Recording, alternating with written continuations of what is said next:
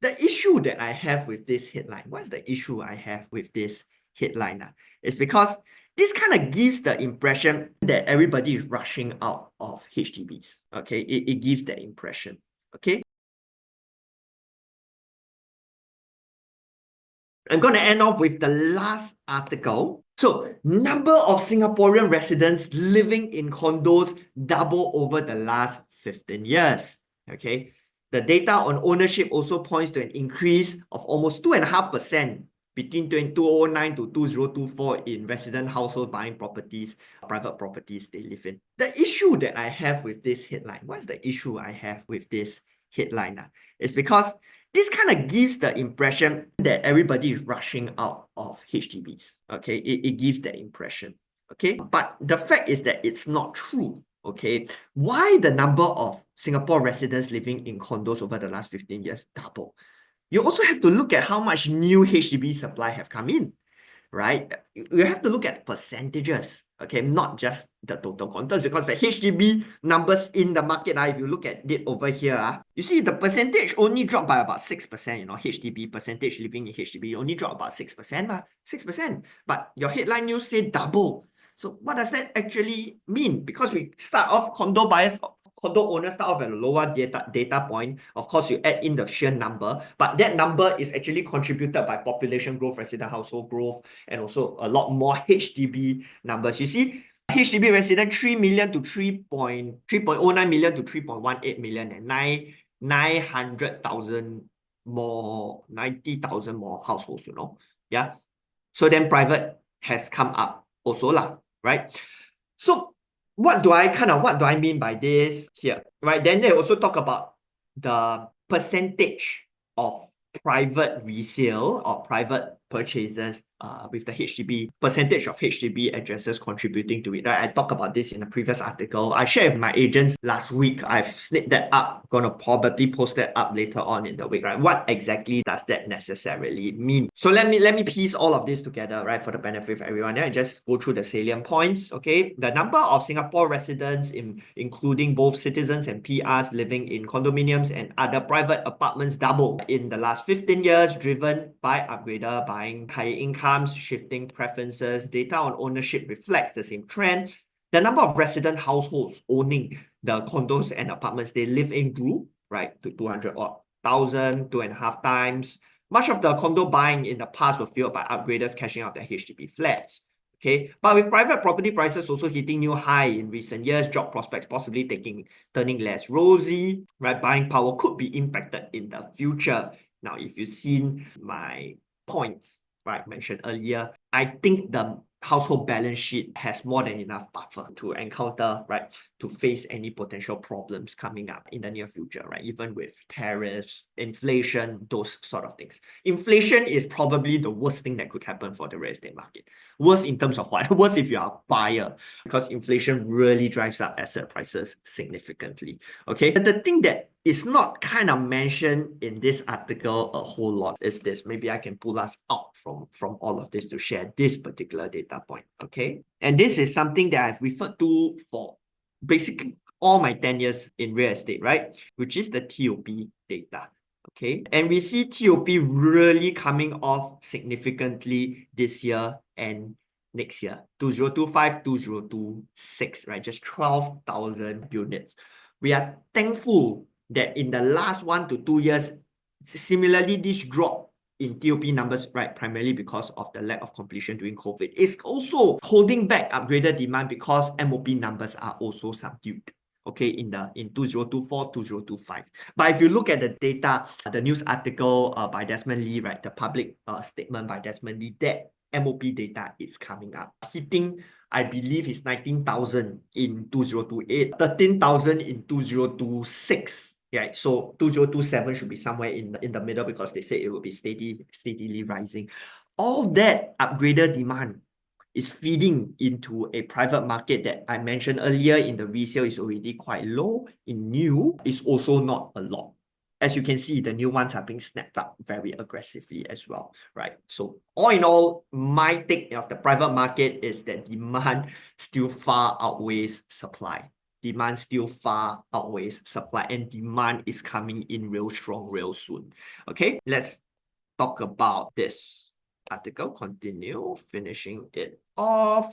Right, again, right, they primarily just talk about, right, really a lot of the data points. I won't really go through all of that because then it will kind of put you to sleep. I'm going to put all these articles into our Telegram group. So if you're keen, you could join the Telegram group, then you can go in and read it in the event that you don't have kind of access to all these articles. Yeah. They also have offered data on percentage of owner-occupied and non-owner-occupied units. The average percentage actually in terms of investors in the private market, I believe is hovering at about 40%. Owner-occupied about 60 plus. About 60 plus percent. Another interesting data point, right? This one, if you can catch the other video, because I broke it down, there's two articles that's quite similar to one another, right? Back-to-back weeks. That video should come out soon. I talk about actually the percentage of HDB owners buying private properties. That number is only about 30%. So while they say a lot of this article is primarily talking about, potential if HDB prices come off,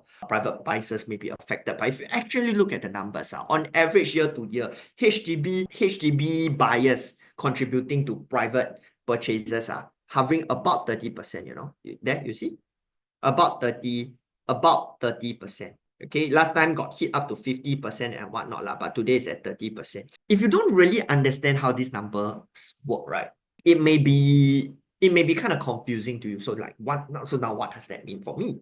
Okay, then you may draw close parallels to HDB prices. Okay, so if you really analyze private prices between 2013 and 2016, actually the private prices are very low.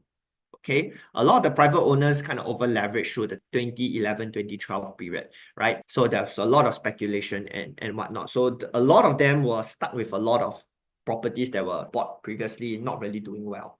Okay, so private market demand was very, very low at that point in time. Then in the end, who is supporting the market? The HDB upgraders because then the private gap and the HDB gap quite low. Right, then all the HDB buyers start to pump in, primarily because the private demand not very high. Okay, then came ABSD, okay, 2013. Then you see HDB percentages start to drop. Because last time no ABSD and last time HDB can buy second property and all the HDB people go in and buy. Okay, then once HDB cannot decouple anymore, right, you see that percentage drop significantly. Then people start to figure out, you know what, screw it, right? Let me just sell my HDB and buy two private. Then we see this number start to pick up again. And this pickup in number is also contributed by the increase in MOP numbers, right? So actually this line mirrors very, very closely with MOP numbers. Like this percentage dropping off is also because MOP numbers in the last 2 years have fallen off quite a fair bit. Okay, but the MOP numbers are picking up. So my prediction is that these percentages will then continue to come up again, right? So that's my first prediction. The link, right? Because if you go to the last part of this article, okay, yeah, let me just finish the last. Some analysts reckon the shift towards living in private property will continue as income continue to rise with economic growth, and HDB upgrader buying is fueled by still rising resale prices. I think this is true. I could agree with this, right? Looking to buy condos may have the financial means to do so because a lot of HDBs are being sold at much higher prices. I think that is a fact. Okay.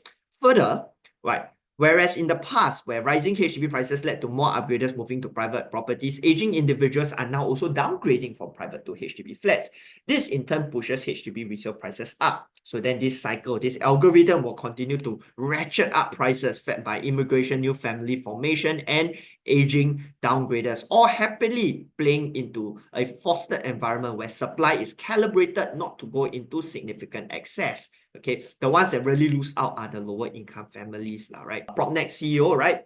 He predicts HDB will continue to be the bedrock of housing in Singapore as long as HDB don't die. There's nothing significant that happens in the HDB market. The market will continue to be well supported. Okay, so they talk about over here. But then lastly, right, this proxy for upgrader buying peaked in 2012 as those HDB addresses purchased 15,000 units, nearly half the transactions, right? And so this analyst said the introduction of prime and plus BTO flats, which come with future sales restrictions such as a 10-year MOP, may further set future upgrading demand. I will choose to disagree on this, okay?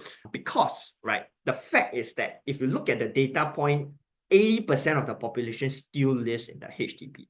A huge chunk of people that buy their HDBs have no intention to upgrade. Okay, that's primarily my issue with articles like that lah, because it's not talking about actually a huge chunk of population don't want to upgrade. They are happy to continue living in their HDBs, right? And this prime and plus flats, right, primary purpose is to split demand. Okay, number one, lower the lottery effect of centrally located HDBs. Number two, okay, to split the demand. What do I mean by that? For those of you, the government is saying, for those of you who want to upgrade next time, right? They also want to give these people an option, right? Then go further out lah. You go to all the standard flats that's further out, right? Go help me populate new towns like Tampines North, like Tengah, okay? Okay? Yeah, I give you a little bit of profit. I buy your inconvenience, I buy your time. You go further out, right? I give you a little bit of profits over there, okay? They also don't want to make the central turn to into ghost town. Those of you who want to stay and hold for long term, right, not really looking to flip for profits and upgrade, come, I offer you a cheaper alternative to stay closer to the city, right? So the fact that those people that already have the intention to do, they won't buy all these 10-year MOP, these prime and plus flats. That's I'm pretty sure already, okay? They will go and buy the further out ones. Yeah, so I don't necessarily think this will really impact future upgraded demand.